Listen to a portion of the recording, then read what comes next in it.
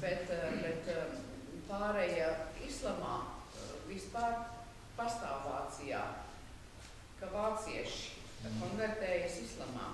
Jā. Tāda interesanta tendence, es neesmu reliģiju pētnieks vai sociologs, ka es varētu tiešām lietpraktīgi un profesionāli par to spriest.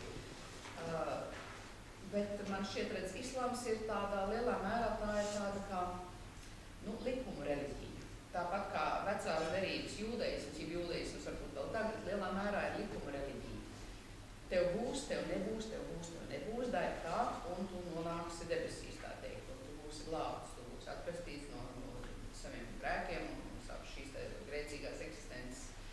Kur pretī kristīgā vēsts ir cita, jo cilvēku spēku un cilvēku pūliņi ir pierādījušies kā nevainagojas panākumiem. Cilvēks nespēja sevi ne atpestīt, ne izglābt. Slīkstošs cilvēks sevi aiz matiem nevar izcelt ārā no purva, ja?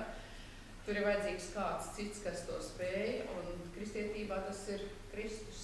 Tas ir viņa labprātīgais upuris, ko viņš ir devis, kad viņš nostājas mūsu vietā, saņēmis šo te atstumtību no Dieva mūsu vietā, kā sodu par grēkiem, lai mums atvērtu durvis uz mūžību. Bet tā kristīgā vēsts jau rietumu pasaulē pamazām izplēnē.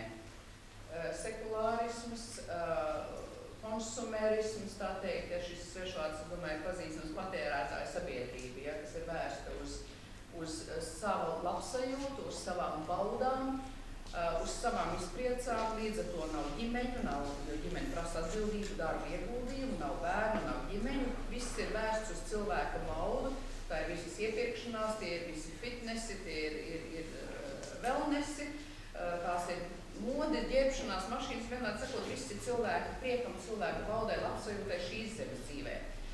Mūžīgās vērtības, kas pārstāv materiālajai pasaulē, tās rietumu pasaulē zaudē, tā teikt, sabiedrības vērtību skalā stipri slīd uz leju.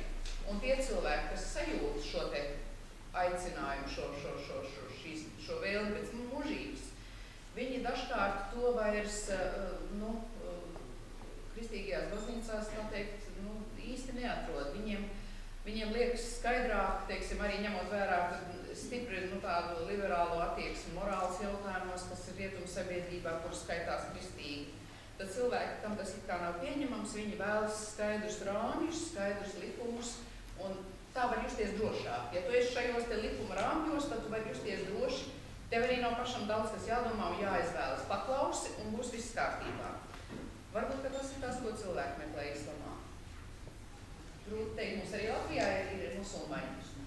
Mūsu vietējie latvieši, krievi, citu tautību cilvēki. Bet katrā ziņā, kas ir konvertējušies, kā lai saka, no ateisma, no nekā sapratuši, ka islams ir tā viņu vieta.